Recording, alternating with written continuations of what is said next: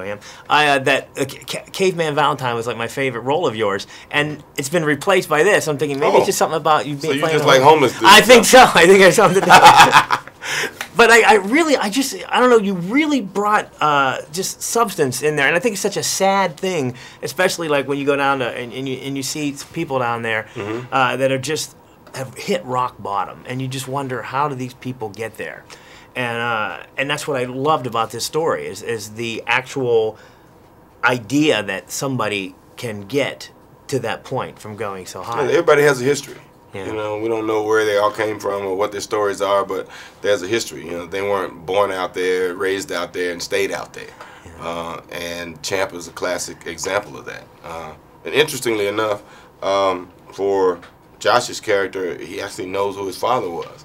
So he understands what his quest is to kind of be the man that his father was, or be a better reporter than his father was. Yeah, and there's so much. You convincingly played pain in this character, and yet always trying to be up. And he seemed to be happy, but I just saw through him instantly, and just saw what was going on behind. You know, and you did such a convincing job of that, especially the scene in the electronics store. Oh yeah. Yeah. Yeah. Well, you know, it's interesting when.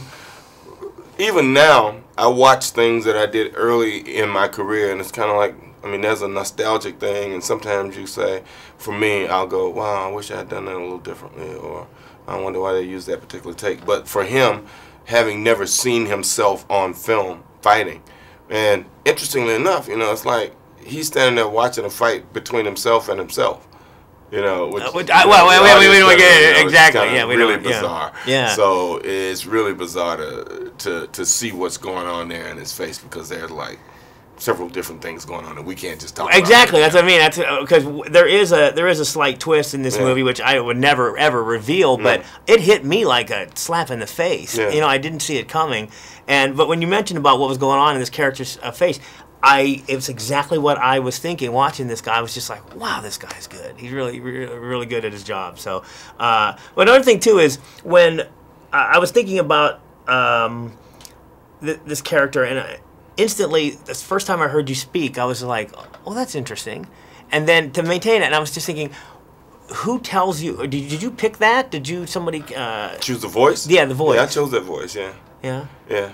I don't know. I can't even do an accent, but doesn't that like irritate your throat? I mean, no, not at all. No, not that. No, yelling irritates my throat. I've been yelling for the last 3 days because we've been shooting nights. Okay. But no, being able to get a character voice and to hold on to it, you find that place that makes it natural and fine, and it doesn't hurt. Yeah.